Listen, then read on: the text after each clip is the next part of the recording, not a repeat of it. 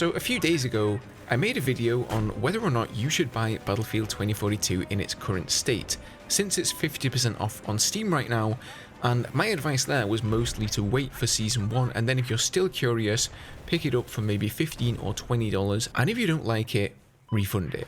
At $30 with the current content available, the newest Battlefield game just isn't worth it. But you may still want a Battlefield experience to play with your friends and to enjoy, and if you do, then you've come to the right place. And that place for me is Battlefield 4, and it's the game I recommend if you're looking for something to fill the void that Battlefield 2042 left behind. It's also on sale right now on Steam along with all the other Battlefield titles, and you can pick it up for just $10. But hold on Ghost, isn't Battlefield 4 almost 10 years old? Why not pick up, say, Battlefield 5? Surely I should go for the second newest game, right? Well, not necessarily, and I think there's a mistake that a lot of players are making, hence the higher player count in BF5. First of all, Battlefield 4 is just a better game. Unless you absolutely have to have that World War setting and you loathe modern FPS games, and if you were looking forward to Battlefield 2042 in the first place, then I can't imagine that being true. Battlefield 4 is just superior in every way. It has much more fun and engaging vehicle mechanics, flight mechanics. Every vehicle in this game has a very high skill ceiling, so there's a lot to sink your teeth into. Unlike in Battlefield 5, you won't find any random bullet deviation here, meaning gunplay is much more reliant on your ability to aim, learn the recoil patterns, and the attachments you choose. Many of the gadgets and loadout options are also very skill-based, like the TV missile or tow missile. And then there's a proper server browser with community-run servers, curated experiences, and a very dedicated player base. There's a lot of talk right now going around about Battlefield 5 not being as bad as people thought it was.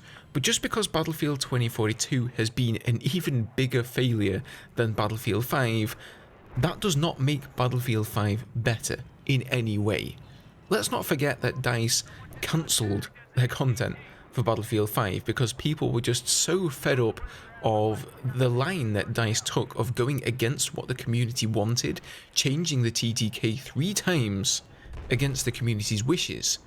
You would have thought they learnt their lesson right there and then about listening to their community, but just look at Battlefield 2042. I have never seen a bigger representation of a game developer that is tragically out of touch with their core community's wants and needs.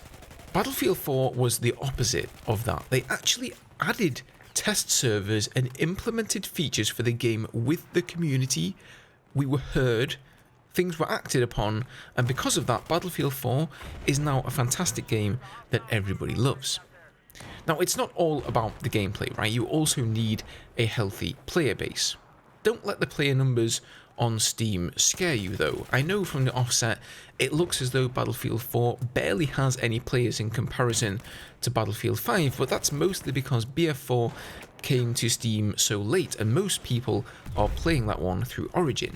Right now Steam lists about 1,500 players in Battlefield 4, but if we take a look at this graph that pulls player numbers directly from the servers, it's actually around 8,000 players.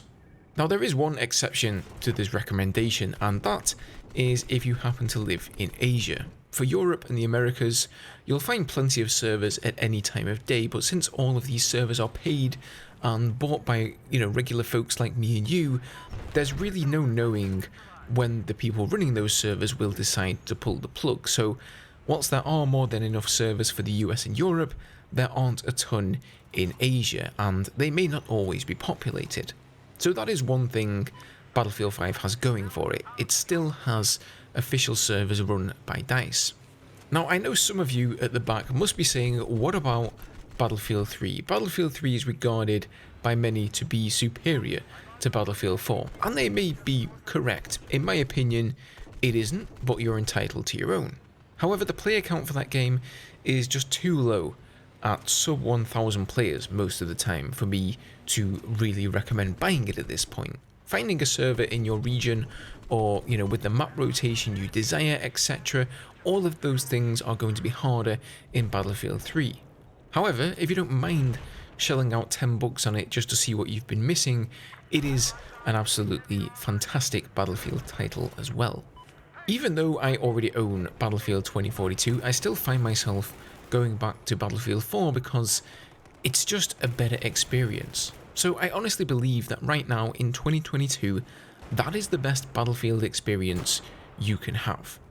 I don't want to get too super in-depth with why Battlefield 5 is a worse game, and I'm certain there will be people rallying against me in the comments right now, but just trust me on this one, you can't go wrong with Battlefield 4.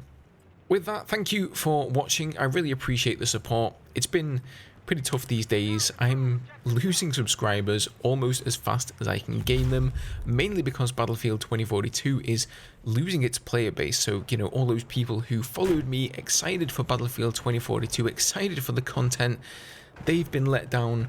They've unfollowed all the Battlefield channels, understandably, so it's been pretty tough right now. I really do appreciate those of you that stick with me, especially those who are interested in content that isn't Battlefield, because right now, diversifying is the only way to stay afloat as a creator. And by all means, if you have some ideas for content here on the channel, feel free to share those down below. Alternatively, you can come chat to me over on Twitch. You can usually find me there, honestly doing more chin wagging than actually playing, so I'm always up for a chat. Anyway, cheers for watching, and I'll catch you guys in the next one.